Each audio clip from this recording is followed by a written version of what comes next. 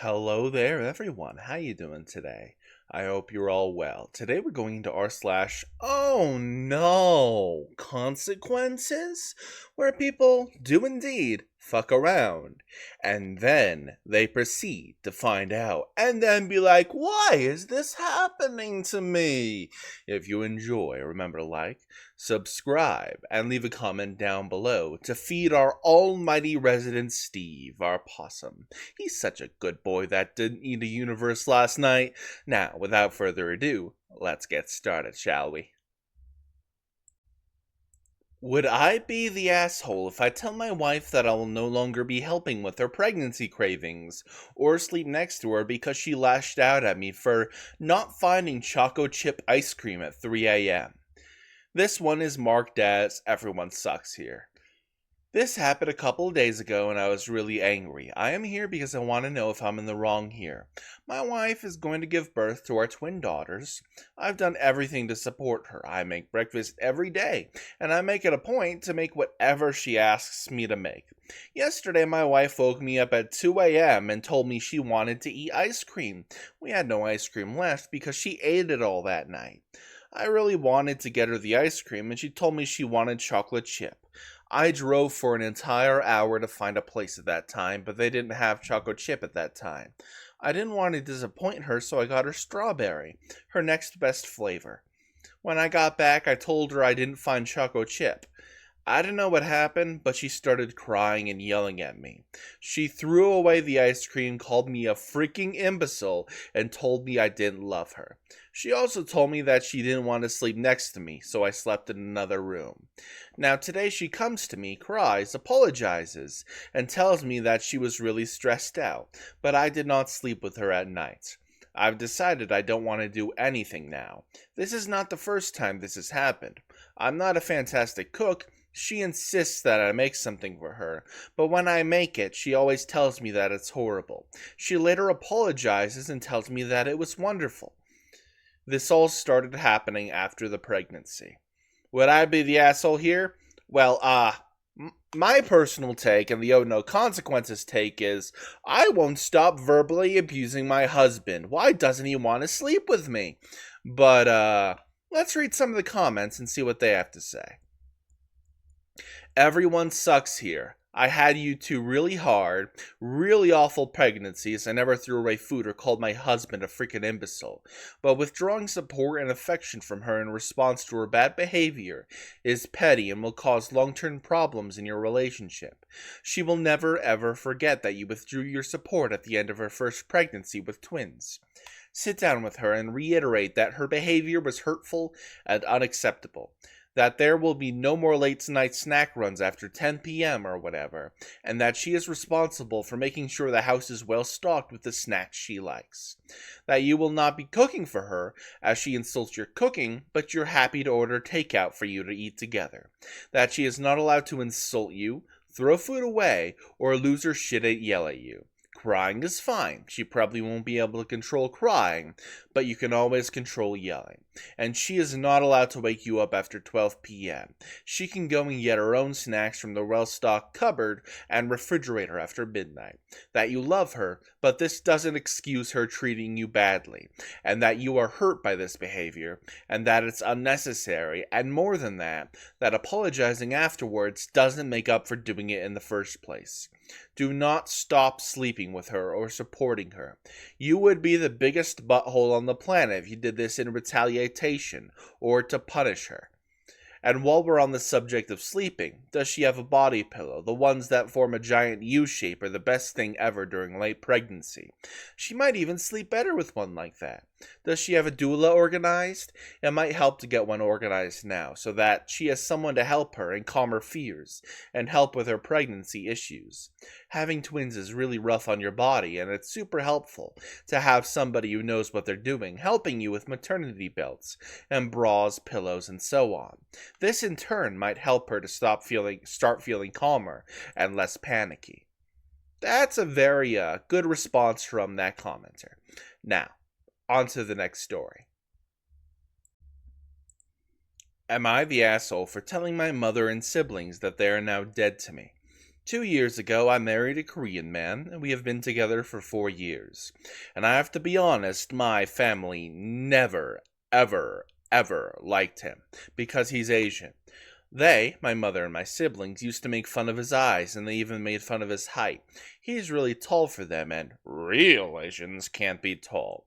Last year I got pregnant, and they were happy, because my daughter is their first grandchild. Well, now my daughter is 3 weeks old, and my family didn't want to come meet her because my sister, who decided to get pregnant after knowing that I was pregnant, doesn't want them to come visit me and my husband because she thinks my husband is, quote-unquote, infected. She is obsessed with the virus that is affecting many people lately, the virus that started in China. My mother avoided my texts for weeks, and when I sent her pictures of my daughter, she didn't even answer me, and one of my sisters even made fun of my daughter's eyes. I sent her a picture, and she said, "Oh, she has chinky eyes," like my husband's first name. I tried to ignore that kind of comment, but I had enough. Yesterday they decided that they want to come meet my daughter after all, so they showed up at my house with a gift for her. But I did not open the door, and when she called me to tell me that they were outside, I said that we only accept visits from family members and that they are no longer my family. And my mom cried and told me that she has the right to meet her first granddaughter, and that I was being cruel, but I told her to shut the F up and hung up the phone. Today, my sister, the one who said that my daughter is chinky eye, sent me a text saying that she is very sorry and that she wants to meet my daughter. I told her not to contact me anymore because they are dead to me, and I have blocked all my quote-unquote family from everywhere. Am I the asshole for telling them that? No, not at all. They might be derogatory towards your daughter, and you have a right to protect your self-esteem and mental health growing up. Another commenter says, I'd go one further. OP doesn't have the right to protect her self-esteem, but rather the responsibility to do so. Not the asshole, and OP, your former family sound like a bunch of imbeciles. They really do, I am not gonna lie. Anyway, on to the next story. I regret cheating on my wife, and I can't get the image of her face out of my head. She, 42 female, caught us, her sister, female 30, and me, male 44, last Christmas in her dad's tool shed, and the look on her face still haunts me, waking me up in the middle of the night with chest pain and I can't go back to sleep afterwards. She didn't seem surprised. She wasn't angry. She didn't yell or cry or nothing. I ran after her, and all she said that was she expected this from her, but never from me. We have 3 children together. 4, 5, and 11. I love my wife. I don't know if she loves me, though. Ever since that day, she never looked at me straight in my face.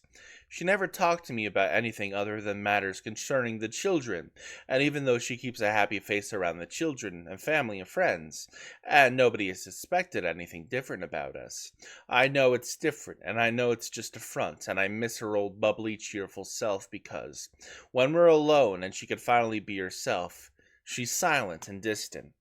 I miss being irritated that she would never shut up when we were watching TV, commenting everything about the show and trying to beat the detectives to finding out who the killer is. Now we just sit in silence each end of the sofa without a glance towards each other, and even though we share the same bed, it feels like she's miles away. The change came a month ago, like she finally started living again. I see that she's starting to put on weight again, and I catch her smiling to herself. I don't know what changed, if she's finally forgiving me or, as I suspect, she's seeing someone else. I can't confront her, because if I do, everything is lost. You really fucked up there, dude. Let's read the comments. I don't know what changed. She made her decision, talked to a lawyer, and got the ball rolling on the divorce probably. Typical me post as you would expect from cheaters like OP. I have chest pain. I have regrets. I miss yada yada yada. I wish yada yada. I can't ask. I'm suffering. Who cares? OP is a guy who went as low as screwing the sister in the tool shed. The wife just discovered that life is so much bigger than her loser husband and her snake of a sister. She's about to hand him papers and sail towards the horizon. It's gonna be fantastic. Now everyone knows what a nice guy he is. At some point in my late 20s, I matched with a guy on a dating app, and he messaged me while I was at work. He waited a whole 3 hours for me to respond before he started sending berating messages. Starting with, "Oh, I'm sorry I'm not good looking enough for your shallow ass," followed by messages calling me a cunt, a bitch, and so on across the next 3 days. I am fed up with men who think they can treat women like garbage without consequences, so I set out for revenge. It took me a while to find his socials, but I eventually did, and sent a screenshot of his messages to his mother on Facebook Messenger. I didn't get a response, and without being friends with her on Facebook, I couldn't see whether she had actually received or seen my message at all. So I sent it to his sister. She told me he wasn't that kind of guy and was dealing with a lot, even going so far to say that he was her hero. I told her that he obviously is that kind of guy and to get better heroes. I then posted the screenshot in a public post and tagged him in it. This prompted him to send me a sniveling apology message via Facebook Messenger, begging me to take the post down. I, in fact, did not take it down, nor did I respond to his message, so he couldn't tell whether I read it or not. It was very satisfying. I've seen enough Dateline and 48-hour episodes to know that family have huge blind spots when it comes to defending each other. There can be overwhelming evidence that one parent killed the other, and the kids will still believe the surviving parent. It is surreal. It disturbs me that a lot of people routinely ignore evidence, because it goes against what they want to believe. It is absolutely wild. Now, for our hopefully last story of the day, we've got a joyriding mechanic. So, my mom is a little over middle aged and has a corporate job, and due to seeing so many clients, she has a habit of trading in for a specific luxury car that costs more than $200,000. She does it like clockwork every 3 years. Her job pretty much pays for it as part of her compensation package, but it is legally hers. She always gets cream colored leather seats with light seatbelts. This comes in later. Not saying model or brand because, well, considering the aftermath, there is no need to mention it. The car has an app available that gives you driving details and GPS map of your previous trips with details such as average speed and peak speed, and she uses it. She recently got a new version of this car and had to take it in for a firmware update due to a glitch. So she drove up to the dealership right after work and they agreed she can pick it up at noon the next day. In the morning she goes into her app for her car out of habit and she sees a new driving GPS map. The car did in the evening a 35-mile ride in the highway peaking at 100 miles per hour, starting and ending at the dealership. She obviously was a bit confused, but figured they needed to test something. She really did not care at that point and was not going to mention it to the dealership. She goes to pick up the car at noon during her lunch break eventually, and when they deliver it to her, she notices immediately that the cream-colored seatbelt has dark oil stains. She starts looking and then notices the seats have smudges that someone attempted to wipe off, with the under of the seat having large stains. She asks the mechanic who came to counter to give the keys why are their seatbelts smudged. He basically tells her that no one but him have touched the car, and those must have been there already. He has had the keys the whole time after all. Not suspicious at all, and totally how these things normally work.